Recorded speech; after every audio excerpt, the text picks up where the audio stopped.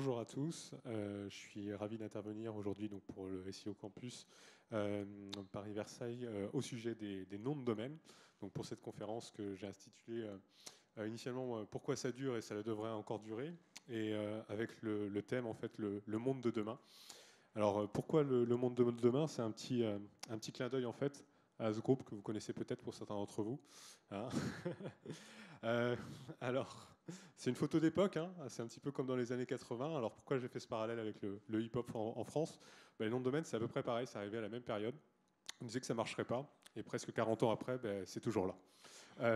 Donc il y aura quelques petits clins d'œil sur cette partie-là, avec les parallèles avec le hip-hop. Et petit indice, ça pourra vous aider à gagner le mug traditionnel des fins de conférence. Alors, ce que je vous propose durant les 40 minutes qu'on va passer ensemble, c'est traiter les sujets suivants. Donc, on va parler de nom de domaine expiré. Alors, je sais que ça intéresse souvent les professionnels du référencement. On va voir comment on peut les récupérer et quelles sont les alternatives aussi pour les récupérer, notamment par rapport aux plateformes. On passera aussi après du côté obscur, un petit peu de la force des noms de domaine. On verra tous les abus qui existent en ligne et ce qu'on peut faire pour lutter en fait contre ces pratiques malveillantes.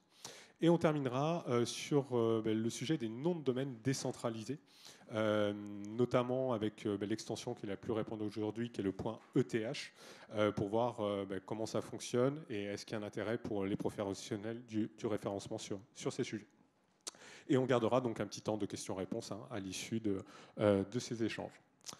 Alors, je me présente rapidement. Donc, je m'appelle Jean-François Poussard. Je suis le fondateur de la société Solinems avec Anthony Don, qui est une société qui s'adresse en fait aux titulaires de marque et à leurs représentants, que ce soit des conseils en propriété industrielle ou des avocats en propriété intellectuelle.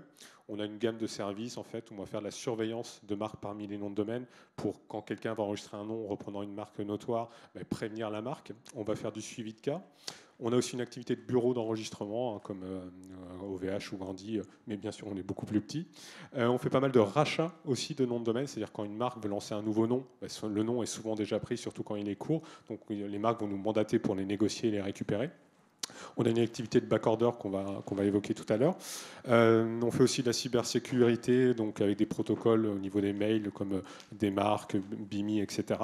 Et enfin, on a une activité d'édition de sites où notamment on va essayer de mettre en avant des sites de clients pour essayer de les vendre.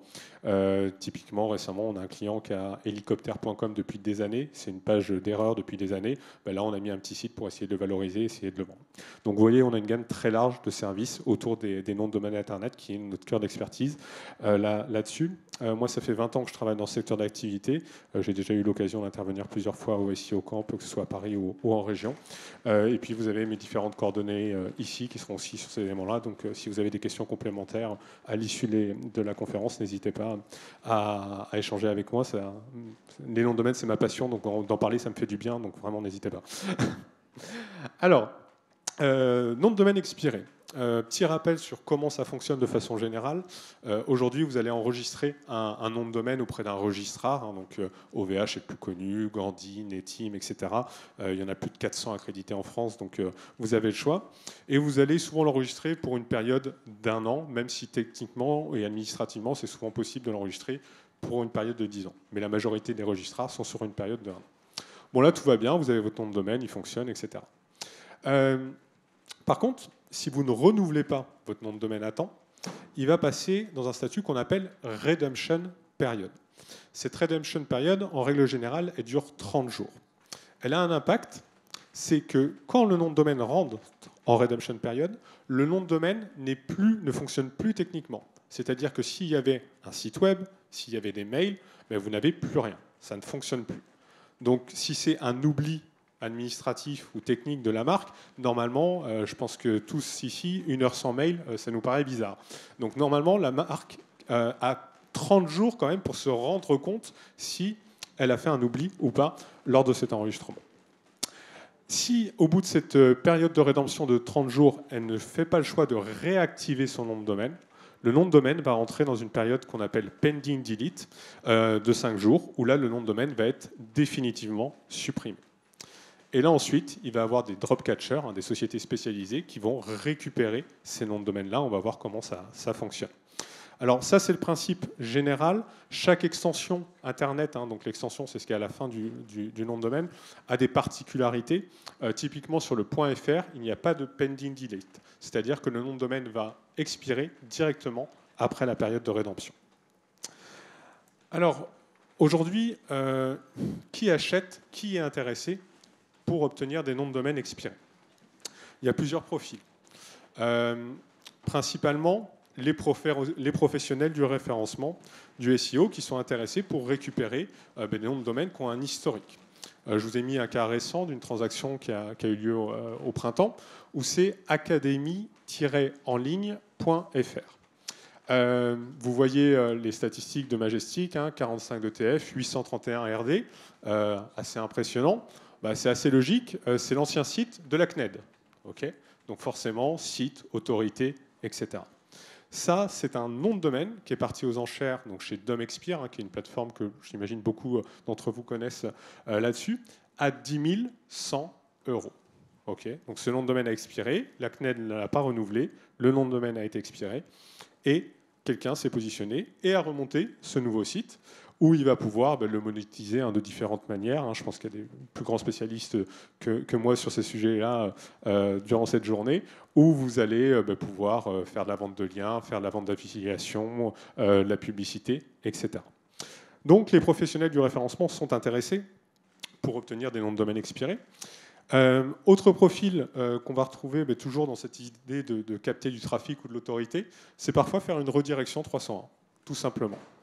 On reste dans le domaine de l'éducation, mais l'université de Bordeaux, u-bordeaux3.fr, n'a pas renouvelé son nom de domaine.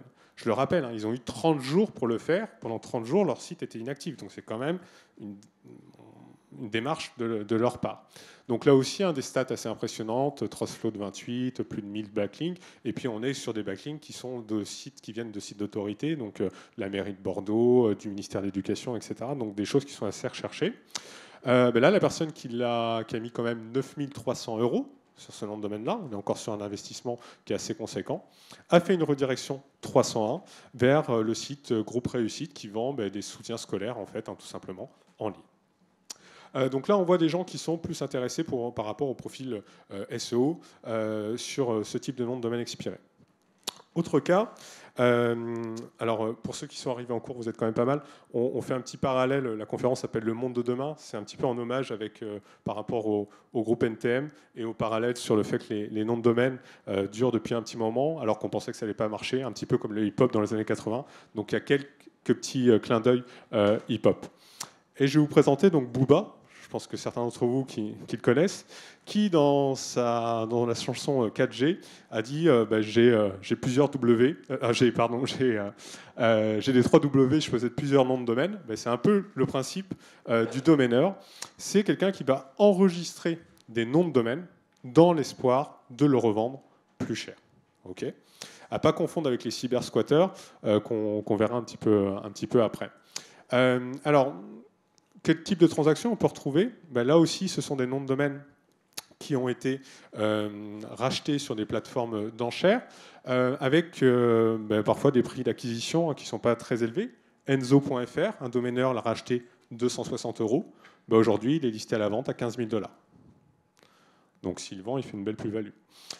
Marc.fr, il a été acheté à 610 €. Aujourd'hui, il est listé à la vente à 5 000 €. Donc là, si vous mettez 5 000 €, vous le récupérez, le nom de domaine il est à vous, vous en faites ce que vous voulez. Il y a un autre cas, ça c'est quand le nom de domaine est listé à la vente avec un prix fixe. Il y a aussi quand le nom de domaine est juste listé à la vente et c'est à vous de faire une offre. C'est le cas ici de yann.fr où la personne qui est intéressée va soumettre une offre en fait auprès de la plateforme. Le vendeur va recevoir l'offre et une négociation s'engage entre les deux parties pour récupérer ces noms-là. Il y a ces deux possibilités, soit le nom de domaine à vente à un prix fixe, soit le nom de domaine listé à la vente où c'est une négociation. Alors, vous voyez quand même, les prix ne sont pas très chers. Là. Enzo.fr, 260 €, ça vous paraît cher ou pas? Non, hein? C'est joli comme nom, il y a plein de marques qui ont des noms de prénoms. Hein. Paul, Nicolas, le boulanger, le caviste. Pourquoi d'après vous c'est si peu cher?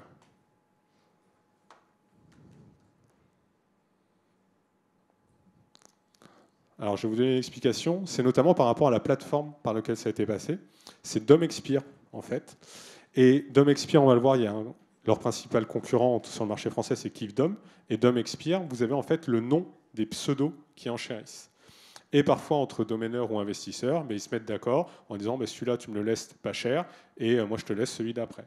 Parce que intrinsèquement, c'est un nom de domaine qui vaut un 0 de plus sans problème. OK. Donc, on a le profil des domaineurs, puis il y a aussi les marques. Les marques récupèrent des noms de domaine expirés. Je vous ai mis ici le WIS de ldlc-groupe.com. C'est un de nos clients. Ils se sont aperçus qu'un tiers avait enregistré ce nom de domaine, qui était utilisé pour de l'usurpation de l'identité. Ils ont mis en demeure le registrar. Le registrar a suspendu le nom de domaine, donc le nom de domaine n'est plus utilisable. Mais au lieu de faire une procédure extrajudiciaire, on va voir qu'elle coûte assez cher, elle coûte 1 500 $ plus les frais du cabinet d'avocat, ils ont préféré attendre l'expiration du nom de domaine pour le récupérer.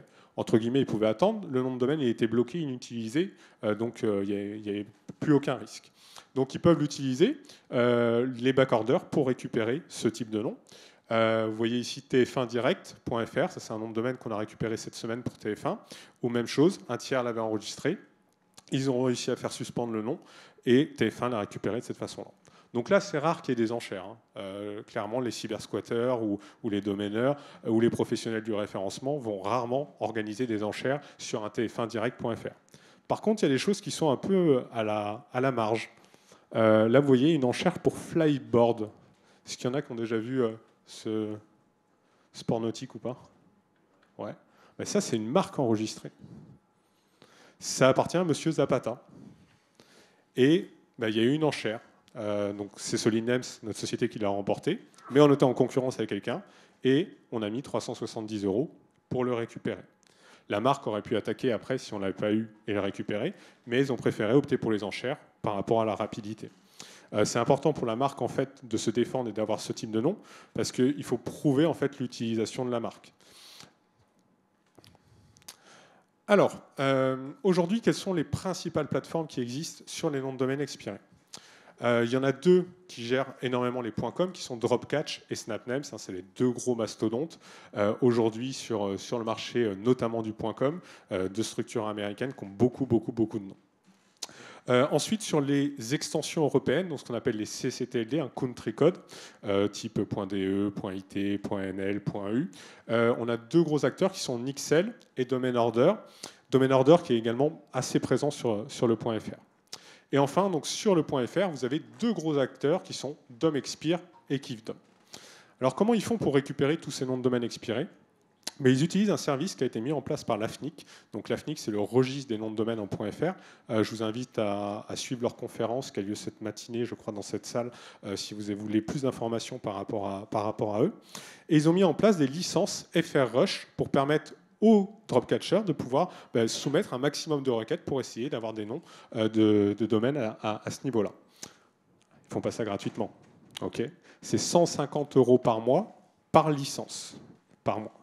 Vous prenez les deux plus gros, KiffCorp et donc JR Web, qui est le nom commercial de KiffDom, ils en ont 60 chacun. Ça fait un peu plus de 9 000 € par mois. En gros, ils mettent 120 000 € par an auprès de l'AFNIC pour utiliser ces services. Mais du coup, vu qu'ils ont beaucoup de licences, c'est eux qui récupèrent la majorité des très beaux noms de domaine en .fr.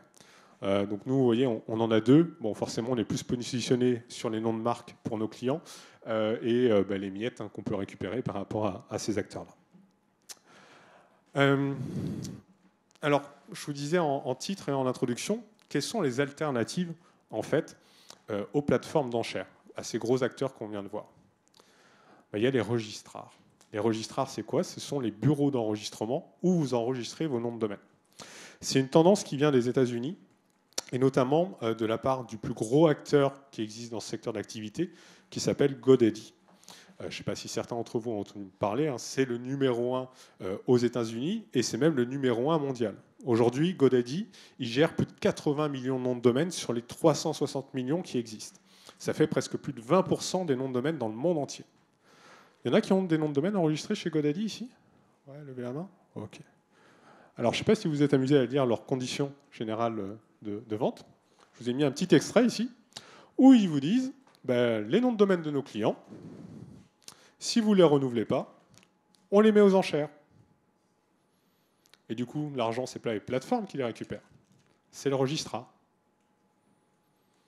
Vous comprenez l'impact, hein? C'est-à-dire j'ai mon nom de domaine chez GoDaddy, je ne le renouvelle pas. Ben, si GoDaddy estime qu'il est intéressant, parce que c'est un nom court, parce qu'il a des métriques ou autres, il va le mettre aux enchères dans ce qu'on appelle des pré-releases. Et ben, c'est comme sur les plateformes, sauf que c'est chez GoDaddy. Et donc c'est GoDaddy qui récupère l'argent. 20% du marché mondial. Alors on ne l'a pas encore en France, mais imaginez qu'OVH se mette à faire ça, ben, les kiffs DOM et les DOM expire qu'on vient de voir, ça remettrait en péril, entre guillemets, leur modèle économique par rapport à ça. Et c'est une vraie tendance de fond. Ici, je vous ai mis les marques de Newfold Digital. Je pense qu'il n'y a personne qui connaît cette entité, qui est une sorte de holding. Par contre, vous devez connaître pas mal de marques qui leur appartiennent, non ? Pour les plus anciens, Network Solutions, par exemple, qui est un des plus un registraire historique. Vous avez register.com également. Il y a SnapNames, qu'on a évoqué il y a quelques instants. Et dans cette liste de marques, ils ont racheté récemment la société MarkMonitor. MarkMonitor, ce n'est pas trop connu du grand public. C'est un registraire qui est spécialisé grand compte. Et quand je vous dis grand compte, c'est très très grand compte. Ils ont la moitié du Fortune 500. Si vous regardez qui est le registraire de Google.fr, c'est eux. Ben, MarkMonitor a annoncé au mois de mars cette année que eux aussi, les noms de domaine de leurs clients prestigieux, ben, s'ils ne sont pas renouvelés, ils les mettent aux enchères. Donc il y a une vraie tendance de fond qui se fait aujourd'hui sur le fait que les registrars, ben, ils voient passer en fait, des noms de domaine expirés qui rapportent de l'argent aux plateformes et ils se disent non, mais l'argent, on veut le récupérer nous en fait. Donc c'est une tendance, comme je vous l'ai dit, qui est américaine à l'origine, qu'on voit de plus en plus en Europe. Un des gros registrars en Europe qui a beaucoup de revendeurs s'appelle Keysystem. Ça a été racheté par CentralNic récemment. Eux aussi fonctionnent de cette façon-là. Alors, est-ce qu'on peut dire que toutes ces prestations et ces éléments-là travaillent en bande organisée? Je vous laisse y réfléchir pour ça. Alors, alternatives. On va essayer de trouver parfois des alternatives aux plateformes où je vais vous présenter une formule secrète en hommage au groupe d'assassins pour ceux qui connaissent, avec ici le nom de domaine tourisme-gironde.fr. Donc, ce nom de domaine du comité départemental du tourisme de la Gironde, donc 46 d'ETF, 460 RD qui proviennent de collectivités, de journaux, etc., des liens de qualité. Bon, combien ça se vend, ça, aux enchères, d'après vous? 5 000? Ouais, tout le monde aurait mis 5 000? Confiance? Bon. 500 €. Pas cher. Bon, c'est quoi la formule secrète?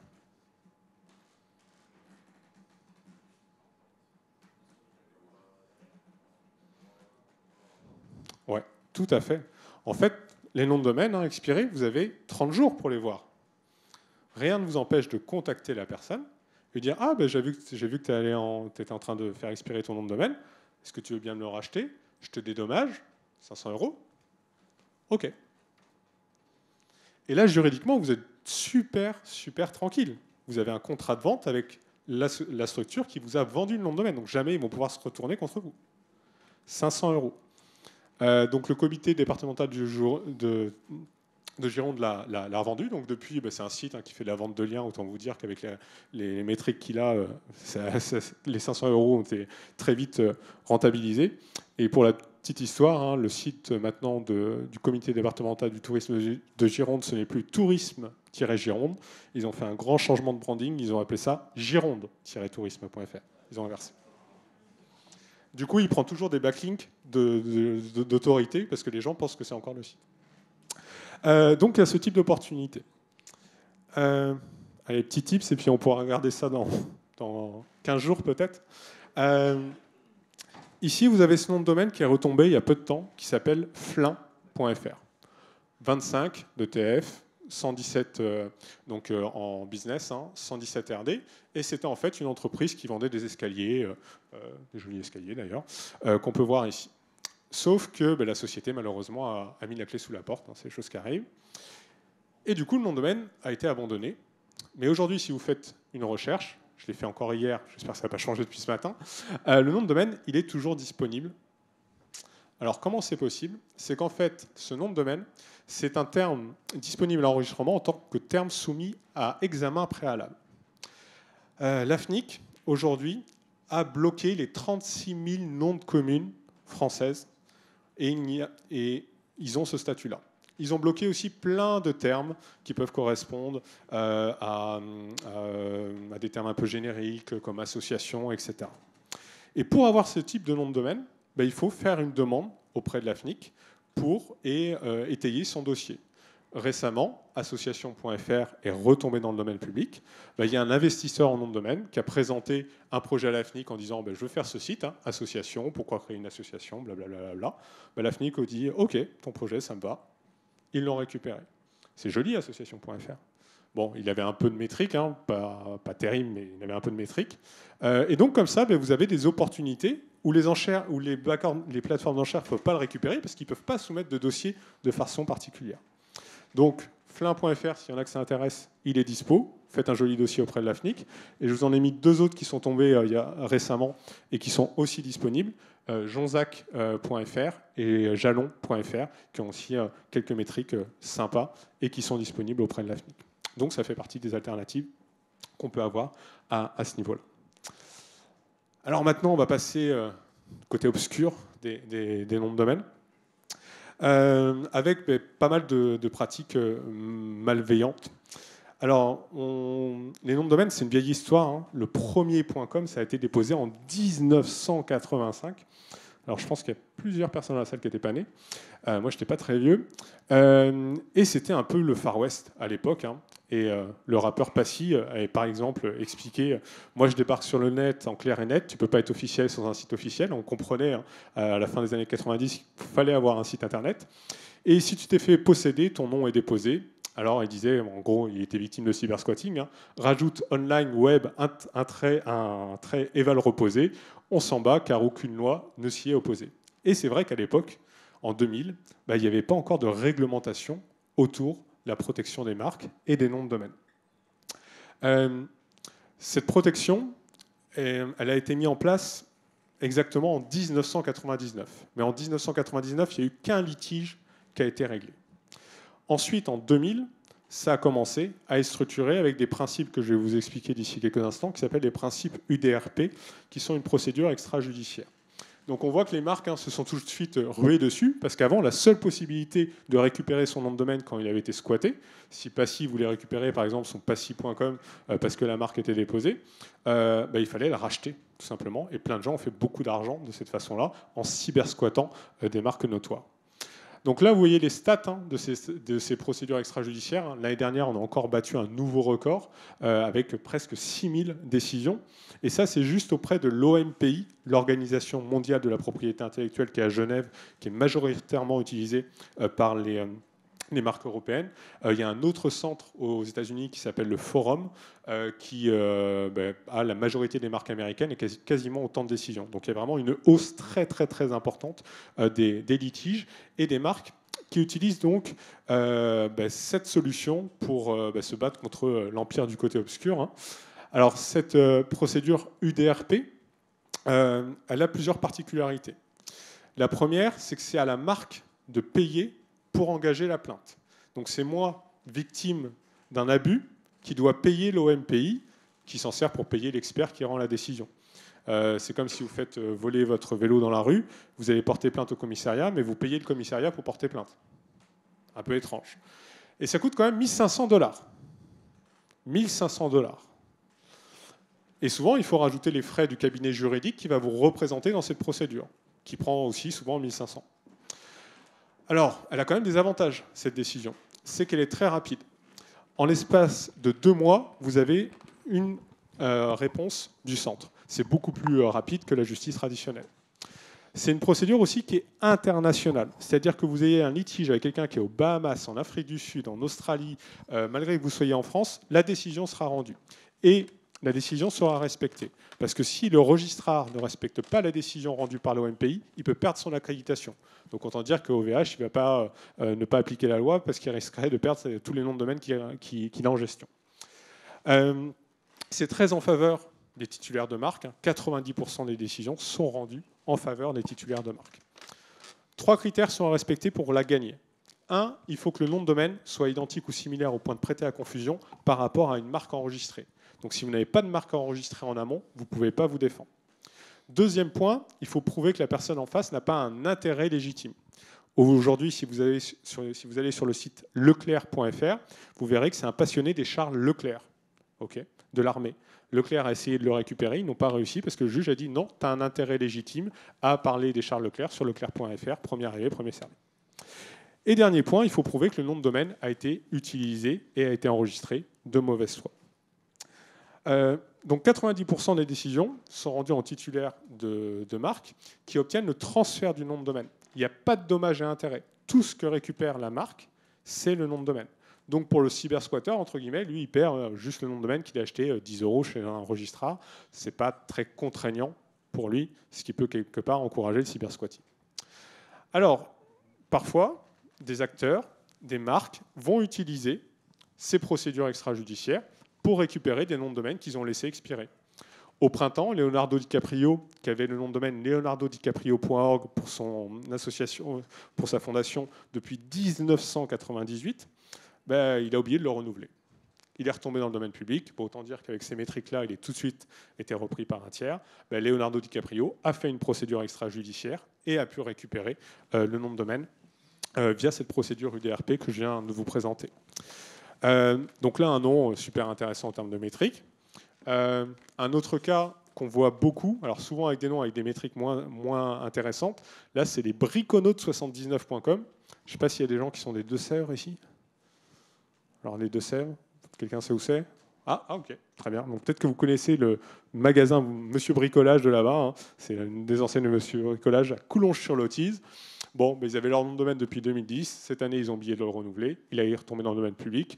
Et il est tombé sur un gros classique qu'on voit souvent sur des noms de domaine expirés avec peu de métriques. C'est des sites asiatiques avec plein de publicité. Hein, ça clignote dans tous les sens pour des jeux en ligne et pour du contenu adulte. Monsieur Bricolage a attaqué et a récupéré ces deux noms de domaine-là sans difficulté. Autre cas de pratique malveillante qu'on peut voir, c'est aussi la vente de contrefaçon. Là, vous avez un faux site, la Fuma. Et un des points qui est assez intéressant avec l'UDRP, c'est quand vous arrivez à prouver que la personne ou qu'un réseau de personnes en fait, sont identiques, vous n'êtes pas obligé de faire une procédure par nom de domaine. Là, vous voyez, il y en avait 47. S'il fallait payer 47 fois 1 500 $ plus le cabinet d'avocat à chaque fois, ça commence à faire. Vous pouvez faire ce qu'on appelle une procédure consolidée. Donc là, pour 1 500 $, la Fuma, ils ont fait tomber presque 50 sites de contrefaçon. Là, ça vaut le coup. Le record de mémoire, c'est Gucci, où 300 noms de domaine a été tombé de cette façon-là. Alors, on pense contrefaçon, on pense souvent à la mode, mais pas uniquement. Il y a vraiment tous les secteurs d'activité, des fausses perceuses, des faux colliers anti-puces pour chiens. Ça touche vraiment tous les secteurs d'activité. Alors, dans la majorité des cas, vous recevez quand même le produit contrefait, mais ce qui se passe presque à 100% aussi, c'est quand vous avez payé en ligne, mais ils ont récupéré vos coordonnées bancaires, vos informations personnelles, et que ces informations, ils vont les revendre sur le dark web pour des pratiques liées au phishing. Le phishing donc, est une des pratiques aussi très malveillantes qu'on peut retrouver autour des noms de domaine. Alors il y a le cas que tout le monde a reçu où vous êtes remboursé par les impôts, où la CAF vous propose, vous indique un remboursement, vous recevez un email. Vous avez la caisse d'allocation familiale vous doit 163 €. Cliquez ici pour remplir le formulaire. Vous mettez votre numéro de carte bleue et puis bon, vous êtes fait avoir. Ça touche bien entendu le secteur bancaire et historiquement, mais on retrouve vraiment tous les secteurs d'activité. Prenez ici OnlyFans. donc mal orthographié, comme vous pouvez le voir en bas. Alors, vous voyez beaucoup de cas où il y a toute une série de chiffres et de lettres. C'est le numéro de la décision. Donc, si vous faites un copier-coller de cette décision dans Google, vous arrivez directement sur la décision de façon précise là-dessus. Donc là, OnlyFans, typo squatté, et on récupère les coordonnées de la personne sur OnlyFans. Alors, c'est quoi l'intérêt de faire ce type de cas de phishing sur ce type de site ou des sites de rencontres, notamment extra-conjugales? C'est que je récupère vos coordonnées et on fait du sextorsion. C'est-à-dire que je contacte le titulaire en disant « Ah, ben, j'ai vu que tu as trompé ton ami à tel moment, tu as fait tel échange, etc. Paye-moi, autrement je balance tout. » Et autre pratique qu'on retrouve aussi, c'est l'usurpation d'identité numérique, notamment par mail, avec parfois vraiment des malfaiteurs qui sont astucieux. Tout ce qu'on voit est illégal, hein, je le reprécise là-dessus. Mais prenez ici quelqu'un qui a enregistré donc, le nom de domaine Elio Logistique. Ça, c'est une vraie société. Sauf que cette vraie société, elle n'avait pas de site internet. Donc lui, il a déposé le nom de domaine, il a fait un site qui reprenait les éléments de la société. Quand il a déposé le nom de domaine, vous savez, quand vous déposez un nom de domaine, vous devez indiquer des informations au bureau d'enregistrement. Là, il a usurpé l'identité. Donc, il a dit qu'il était Elio Logistique. Il a mis le prénom et le nom du dirigeant. Il a mis la même adresse. Il a créé un extranet client. Et les gens, quand ils tapaient Elio Logistique et qu'ils étaient appelés par des démarcheurs pour dire « Ah, investissez dans les panneaux solaires, etc. », quand ils se renseignaient, ils tombaient sur le faux site, ils avaient toutes les informations. Bon, l'AMF, l'autorité des marchés financiers, a reçu plusieurs plaintes sur ce dossier-là. Le préjudice moyen détourné était de 70 000 € par victime. OK. Ce qu'on voit aussi beaucoup, c'est du détournement par l'usurpation d'identité numérique par mail, c'est-à-dire que je vais enregistrer un nom de domaine et qui va être proche d'un site officiel, et je vais essayer de détourner des paiements. Par exemple. Ici, vous avez le cas de tasis.sh, donc pour l'école américaine en Suisse. Ce nom de domaine, il vous paraît un peu bizarre ou pas? Ouais. Ouais, en Suisse, c'est CH. En fait, c'est via les codes ISO, c'est la Confédération helvétique, ça vient de là. Et là, c'est le SH, ce qui est proche. SH, une idée du pays? C'est une petite île où Napoléon a passé un peu de temps. Sainte-Hélène. Donc, ils ont profité de cette proximité typographique pour enregistrer ces noms de domaine-là. Et là, ils envoyaient en fait des emails aux étudiants ou aux candidats à l'école pour détourner les frais d'admission à ce niveau-là. Donc ça, on en voit plein d'usurpations numériques par mail. Une autre grosse tendance, juste une minute, mais ça se voit beaucoup, c'est sur tout ce qui est détournement de marchandises. Très rapidement, je vais enregistrer leclerc-versailles.fr.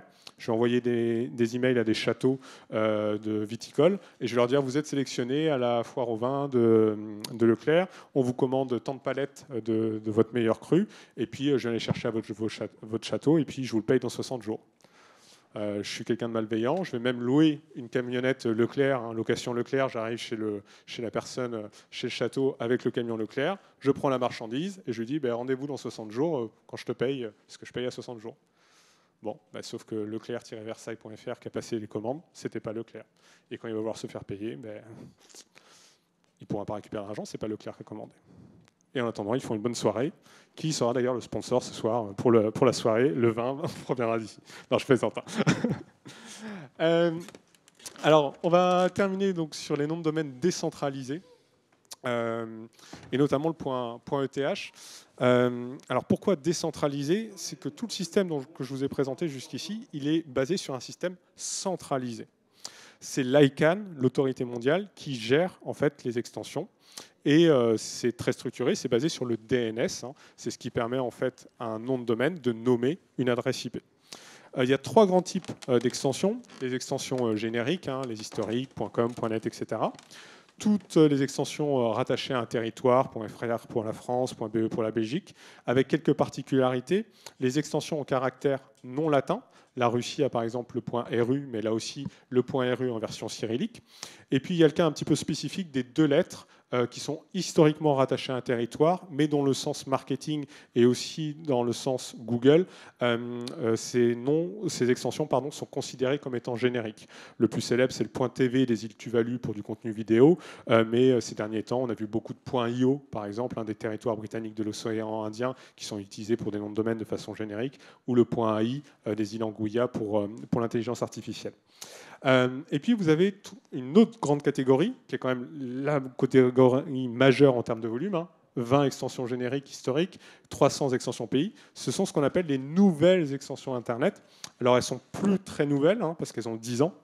S'il y en a qui s'intéressent sur ce sujet, je vous invite à revoir le replay d'une conférence que j'ai fait à Bayonne le mois dernier au SEO Camp de Pays Basque sur ce sujet en particularité. Où vous avez 3 grandes catégories qui composent ces nouvelles extensions Internet. Des choses complètement génériques, point shop, point pizza, point vodka, point restaurant, point online, vous avez quasiment un point pour tout. Des extensions qui sont rattachées ensuite à des éléments géographiques, comme le point Paris, comme le point BZH pour la Bretagne, le point NYC pour New York, etc. Et puis des marques qui se sont payées leur propre extension Internet. Si vous allez sur le site de Leclerc, ce n'est pas leclerc.fr, ça vous le verrez, c'est des Charles Leclerc, mais c'est e.leclerc. BNP Paribas, c'est mabanque.bnp Paribas, etc. Donc ça, c'est un système qui est complètement centralisé et qui est basé sur le DNS. Et on a vu arriver un système décentralisé basé sur la blockchain. Alors l'intérêt pour les SEO, mais en termes de référencement, il est de 0. Soyons clairs. C'est écrit clairement sur les acteurs qui sont positionnés sur ces extensions. Ils disent c'est pas reconnu par l'ICANN, c'est une racine on est sur un système alternatif, et Google ne référence pas ce type de nom de domaine. Bon, à quoi ça sert ? Ça sert à nommer en fait les clés publiques. S'il y en a certains d'entre vous qui ont des portefeuilles, notamment de crypto-monnaies, votre portefeuille, il ressemble à une série de chiffres alphanumériques complètement impossible à mémoriser de ce type-là. Donc si vous demandez à quelqu'un de vous payer sur ce portefeuille, il faut qu'il fasse un bon copier-coller et qu'il n'y ait pas d'erreur.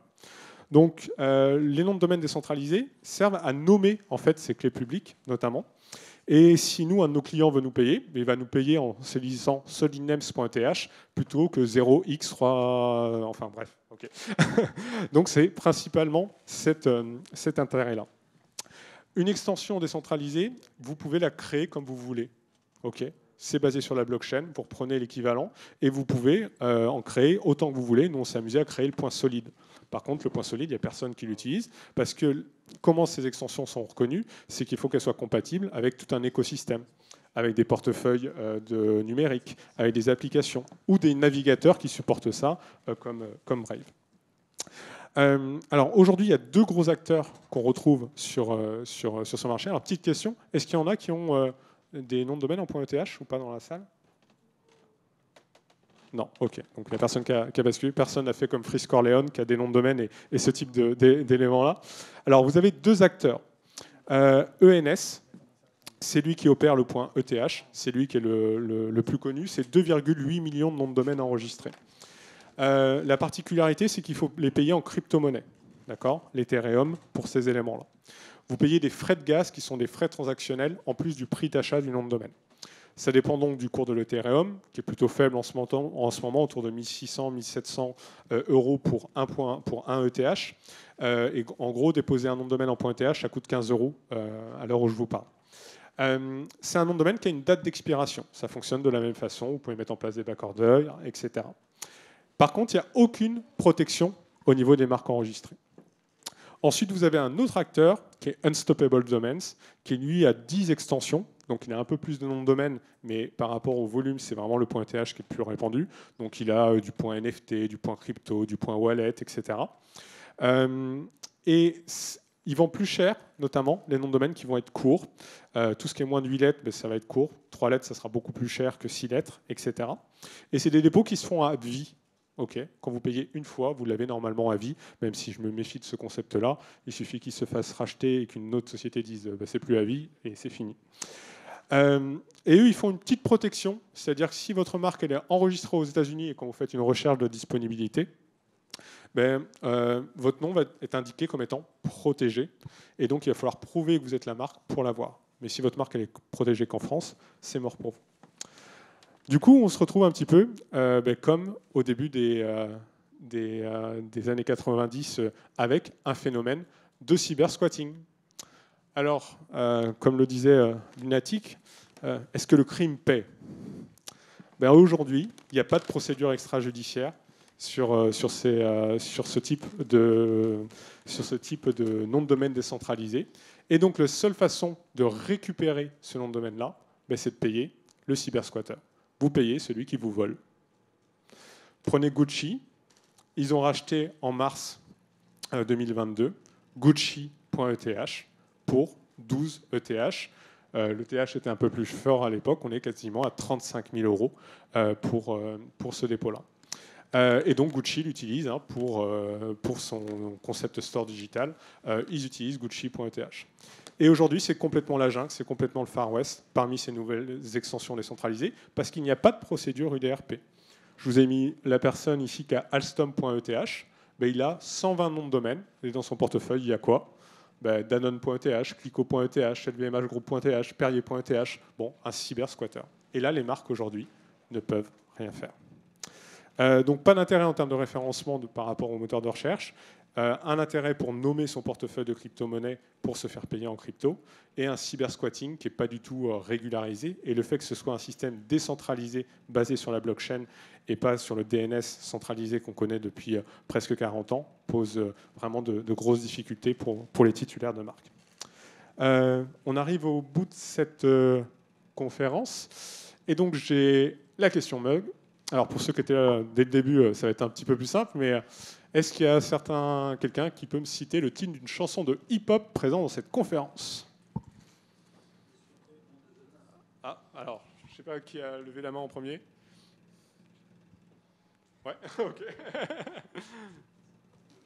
Ouais, le Crimpé de Lunatic, bravo. Hop. Donc,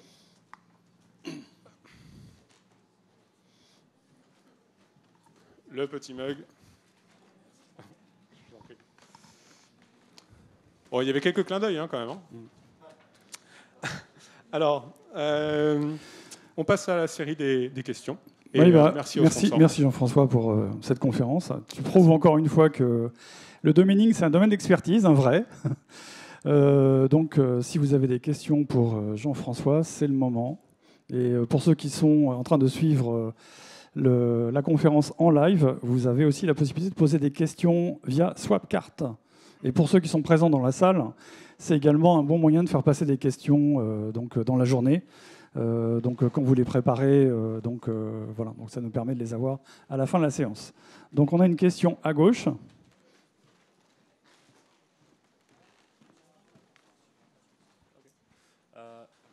Oui, bien sûr. J'avais une question par rapport en fait, ici, je viens de Belgique. Et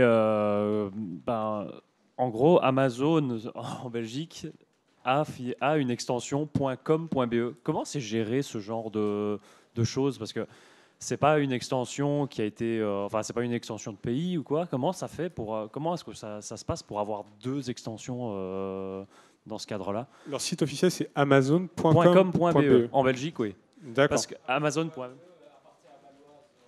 D'accord, ok. Alors, il y a deux explications en fait à ça. Il y a des extensions qui sont officielles, c'est-à-dire que certains pays, si on prend nos voisins anglais par exemple, historiquement ils ont en .co.uk. Et le registre avait décidé de classifier de cette façon-là .org.uk pour les organisations, .co.uk pour les entreprises. Mais en 2014 ou 2015, ils ont ouvert aussi le .uk. Et donc il y a quand même ça, des extensions qui sont officielles. Le Brésil fonctionne encore sur du .com.br par exemple. Mais il y a les petits malins. Et je pense que le cas de la Belgique, c'est un petit malin, parce que de mémoire, le registre belge ne vend pas des .com.be. Ce n'est pas une extension officielle. A enregistré en fait le nom de domaine com.be. Et il revend des sous-domaines comme amazon.com.be de cette façon-là. Et pendant très longtemps, il y a eu comme ça le uk.com aussi, qui est une fausse extension, ce n'est pas une extension officielle, mais quelqu'un a déposé uk.com et a dit dépose ce type de nom de domaine. Et il y a 1 ou 2 ans, je crois maintenant, il y a quelqu'un qui a racheté it.com pour plusieurs millions de dollars et qui vend aussi des sous-domaines de cette façon-là. Ouais, c'est de niche, hein. C'est une question de niche, mais ouais. Bah, ce qui est incroyable, c'est qu'ils n'aient pas mis l'argent pour le récupérer, ou ils ont leur propre extension, hein, le point Amazon aussi qu'ils ont obtenu de l'ICANN, qu'ils n'aient pas basculé de cette façon-là. Alors une question à droite.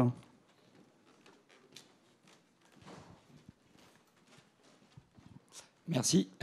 Justement, tu parlais du .co.uk et du .uk. Est-ce qu'aujourd'hui, les deux extensions sont vraiment traitées de la même manière au niveau de tout ce que tu as présenté et au niveau de Google, ou il y a encore des différences? Alors, au niveau du référencement, il n'y a aucune différence. Après, c'est une différence qui est statistique, c'est-à-dire que historiquement, au Royaume-Uni, donc c'était le .co.uk, je crois qu'ils ont 12 ou 13 millions de noms de domaine enregistrés en tout au Royaume-Uni dans leurs différentes extensions nationales, parce qu'il y a le .org, .uk aussi. Et de mémoire, 80% restent encore du .co.uk. Donc, c'est mieux de lancer quand même un site en .co.uk. Par contre, vu le prix que ça coûte, un nom de domaine, ça coûte pas cher à l'achat, 5-10 euros. C'est important de sécuriser aussi le .uk et de le faire rediriger.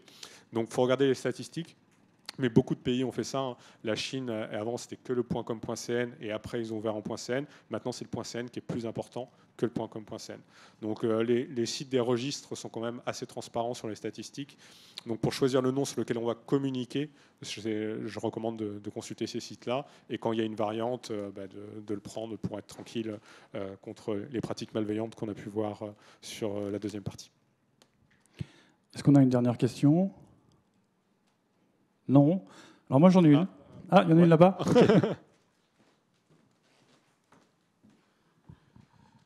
Merci. Oui, j'ai une question concernant les pays dans lesquels il n'y a pas possibilité de créer, d'acquérir un nom de domaine si on n'a pas une entité sur place. Et, je me demandais, est-ce que vous savez comment pratiquent les entreprises françaises lorsqu'elles souhaitent s'établir, par exemple, au Brésil ou dans les pays du Nord ? Alors, la majorité du temps, quand c'est juste une adresse locale, il y a des systèmes de trustee, en fait, des partenaires qu'on va avoir dans certains pays qui vont être titulaires du nom de domaine et auprès duquel on va déléguer la gestion administrative et technique. Après, la majorité des grands pays sont quand même assez ouverts. Là où c'est le plus compliqué, et ça reste le cas par exemple sur la Norvège de mémoire, c'est qu'il faut que vous soyez implanté, que vous ayez un numéro SIRET, l'équivalent de numéro SIRET en Norvège, et qu'en complément, le nom de domaine que vous allez demander corresponde au nom de votre société. C'est un petit peu comme il y a le .fr il y a 20 ans, où il fallait justifier d'un droit au nom. Et là, pour trouver un trustee, c'est plus compliqué parce qu'il faut faire un dépôt de marque ou un dépôt de société pour avoir cette présence-là. Après, vraiment, la tendance va sur une ouverture de plus en plus... la majorité des extensions pays sont quand même très ouvertes. Presque toutes les extensions de l'Union européenne, en tant que particulier français, vous pouvez les déposer. Vous pouvez avoir un .es, un .it, un .de, un .uk. La tendance générale va quand même vers plus d'ouverture.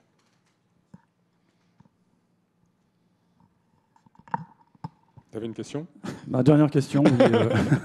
Tu as évoqué tout à l'heure les points AI, les points Anguilla, qui sont très à la mode aujourd'hui à cause de la montée en puissance de l'IA. Ouais. Qu'est-ce que tu penses de l'intérêt de ce genre d'extension et surtout, qu'est-ce que tu penses des inconvénients des extensions un peu exotiques comme ça ? Alors, d'un point de vue usage, pour moi, c'est un frein en termes de communication. C'est-à-dire qu'aujourd'hui, si on prend la majorité des grands pays, la répartition du nombre total de noms de domaine déposés dans un pays, ça va être 40% de .com et 40% du .pays. C'est le cas en France. Sur tous les noms de domaine qui sont déposés, 40% sont des .com, 40% sont le .fr. Et il y a 20% d'autres trucs. Mais l'internaute français va avoir l'habitude d'aller sur un site en .com ou en .fr. Donc le fait de chercher une alternative, ça peut être sympa pour avoir du sens, mais c'est important quand même d'avoir son .com et en .fr pour le rediriger vers son éventuel .io, .tv, .co, .ai, etc.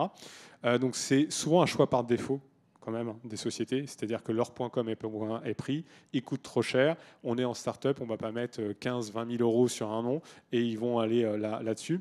Après, c'est la difficulté quand ils vont grimper, je prends l'exemple de Tids, par exemple, donc ceux qui ont inventé les publicités au niveau de Google, de YouTube, pardon, ils communiquaient sur le point TV. Ils ont fait la bascule vers le point .com parce qu'ils étaient devenus trop gros et que c'était très compliqué de continuer à fonctionner un point TV. Après, il y a quand même des alternatives. Twitch continue sur le point TV pour ces éléments-là. Ok, merci pour ta réponse. Merci à vous. Merci Jean-François.